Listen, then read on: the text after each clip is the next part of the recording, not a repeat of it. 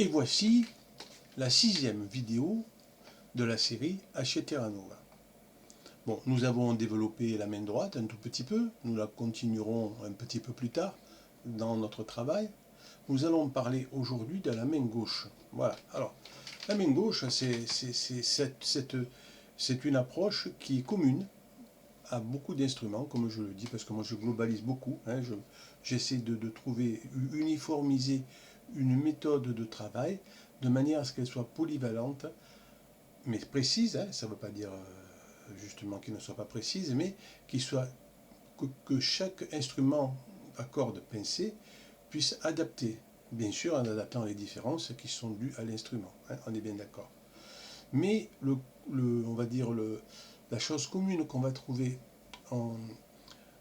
avec les instruments à cordes pincées, c'est la position de la main gauche. Alors ma proposition est celle-ci, qui n'est pas la mienne en fait, celle que j'ai étudiée pendant toutes ces années en guitare et dans beaucoup d'autres choses, beaucoup d'autres instruments, c'est que la main doit être, bon, bien sûr détendue, avec d'abord, avant tout, à mon avis, un manche assez haut, de manière à ce que si on descend le manche trop, on force les positions de la main et on se trouve un peu réduit et un petit peu comme engoncé, hein, sur ces mouvements, hein.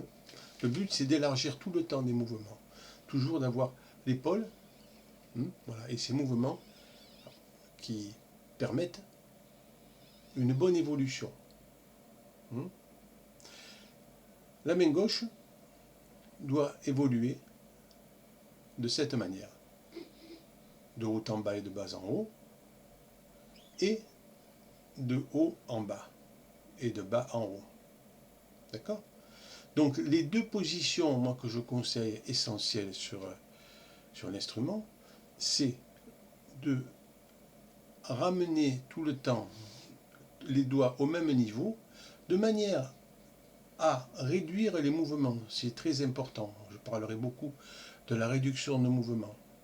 Un mouvement qui bouge de cette manière, on peut arriver à perdre jusqu'à 80% de ses capacités techniques, hein. Donc c'est pas un mot en l'air, c'est une étude très approfondie que j'ai moi-même pratiqué parce que je jouais comme ça avant, hein. Et j'ai fait des efforts pour ramener ma main, voilà, de manière à ce que le premier doigt, si possible, soit à la même hauteur que le quatrième. Voilà. Et la main, ainsi vous la voyez bien sur la vidéo, la main est plate, hein.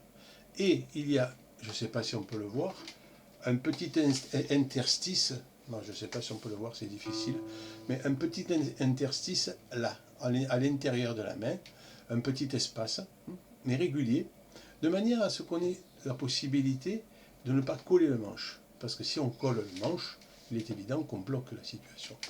Il faut éviter toutes les situations de blocage. Toutes les situations de blocage et de difficulté sont anormales.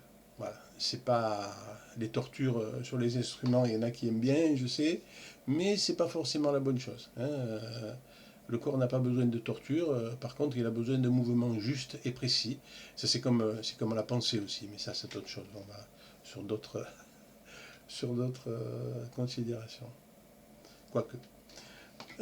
Et donc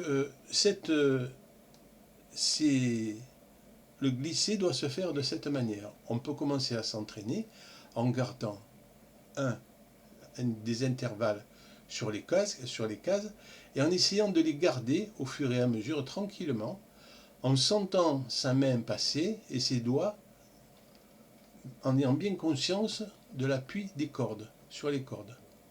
À tel point que lorsque on a fait l'exercice, on doit pouvoir voir, je ne sais pas si on le voit, oui, sur la vidéo, on voit les traces qui vont directement sur le bout des doigts.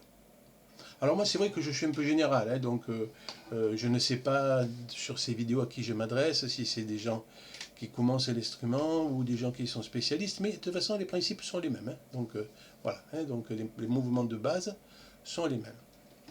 Donc je vais essayer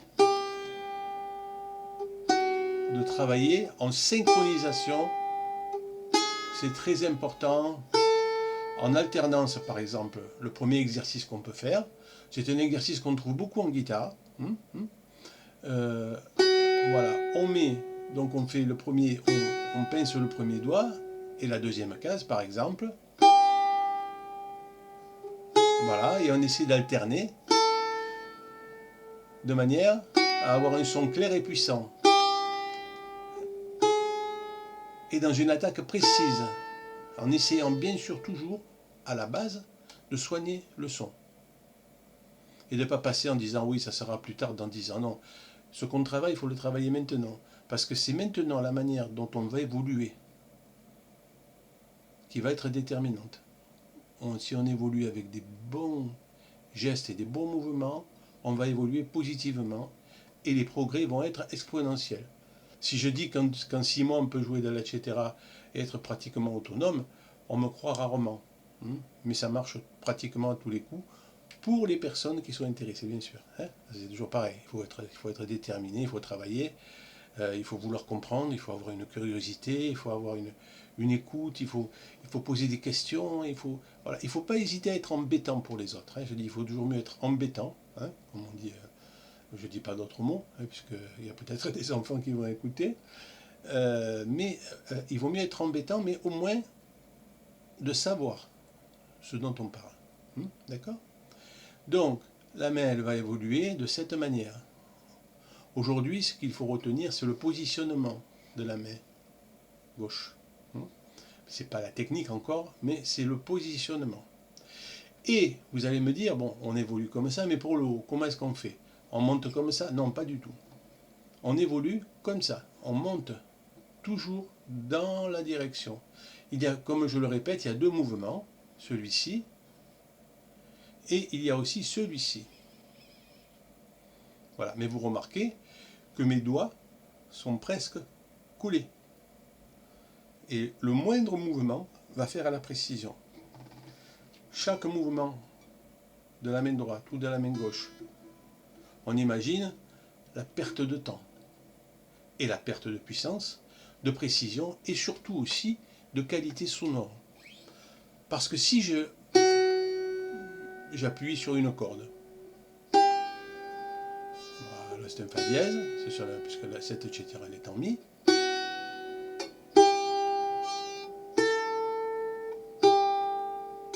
Si j'ai une bonne synchronisation, ça va se résoudre naturellement. Sur les tierces également. Donc, on peut voir que c'est une attitude générale par rapport à la etc. qu'il faut avoir. Ce qui se fait avec un doigt peut se faire avec d'autres. Et comme on dit, si on veut découvrir les secrets de l'eau de mer, il n'y a pas besoin de prendre toute la mer. Une cuillère suffit. Voilà. Pour connaître bien sûr la composition de l'eau de mer. Bien sûr pas pour connaître la mer. Voilà, donc voici pour cette vidéo d'aujourd'hui. Je vous donne rendez-vous à la prochaine vidéo.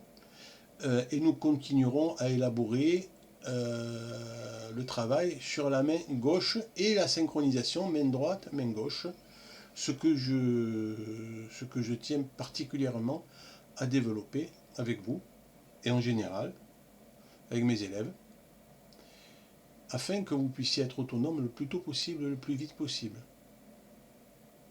Après, quel que soit le niveau que vous vouliez avoir, bien sûr. Après, ça va être en fonction du travail. Il faudra multiplier les heures de travail, mais déjà, avec un travail régulier, ça vous permettra d'avoir un avancement très satisfaisant. Et croyez-moi, ça fonctionne. Je ne m'avancerai pas si ça ne le faisait pas. Voilà, je vous dis à très bientôt. Au revoir.